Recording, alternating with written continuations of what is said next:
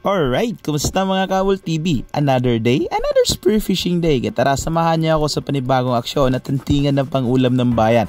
At yung nga pala, kung bago ka pa lang sa channel ko, huwag kalimutang mag-like, subscribe, and hit the notification bell para updated ka sa mga bagong video.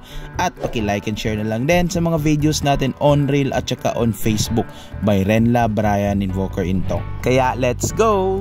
Matagal-tagal din tayong hindi nakapag-upload ng mga spearfishing video kasi grabe yung mga event dito or mga party-party dito sa lugar namin sa fiesta ng Moalboal at samahan mo pa yung Summer Madness June sa Badjan.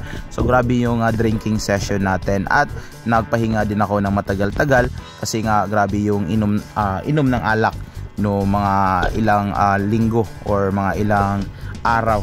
At yun, nag first drop kaagad tayo at dito may natira tayong isang chickered or strip snapper at hindi tinamaan at meron din tayong natirang mga fusilier or mga dalagang bukid. So kaso lang yung spear gun natin is hindi ko na malayan bago kami pumunta, hindi ko na check yung spear gun natin na yung trigger niya or release trigger niya sa may gilid is nag-stuck.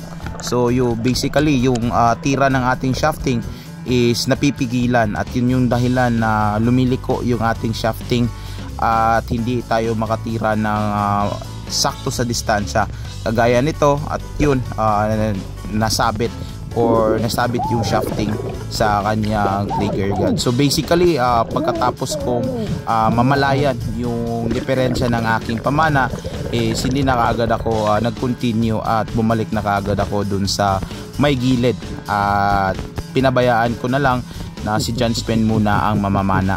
So dito check natin yung clip das kasi sa araw na to is zero talaga ako.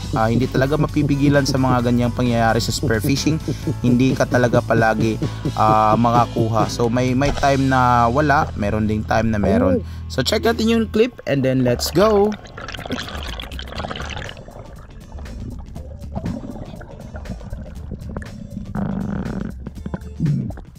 Balasan ako eh.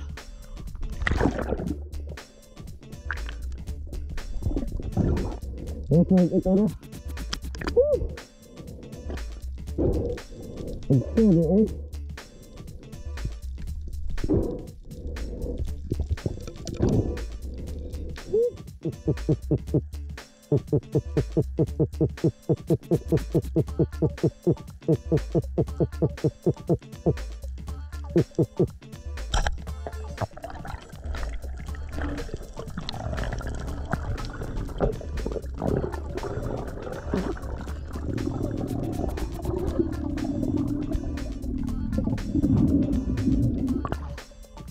Gilabe.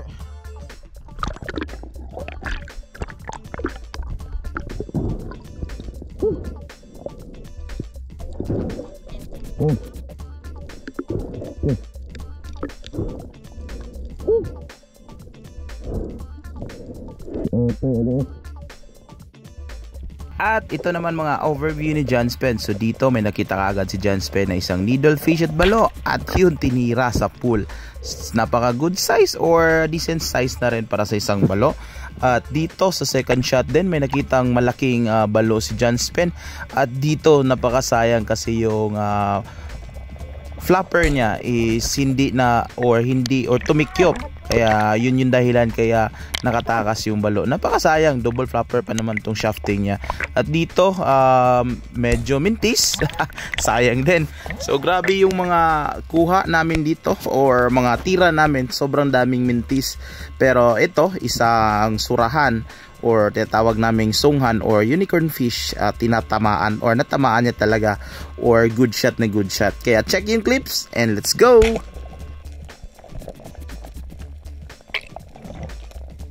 Alright, nais ko muna magpasalamat sa mga solid supporters natin dyan. Shoutout tayo kay Sed Barod Codante from Nova Iskaya.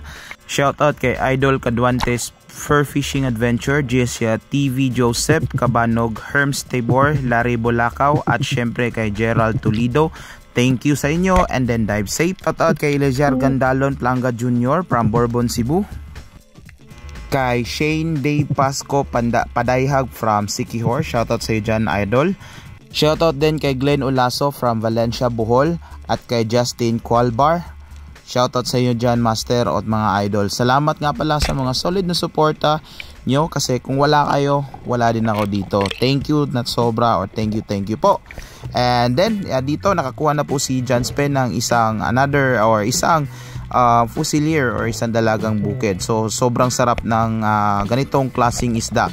At dito nag-drop si John Spen at dito may nakita siyang maraming mga lapis or mga trevally. So sa sobrang dami is antay muna siya ng pinakamagandang tiyempo kung saan ba ang lalapit. At nung nasa aiming position na, titirahin na sana, kaso lumayo.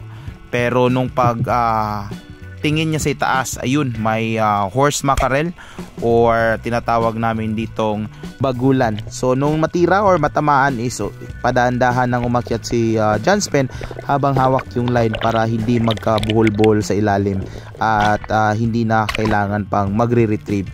Total napaka good shot naman nung tama, nasa may gitna ng katawan, so good holding shot position.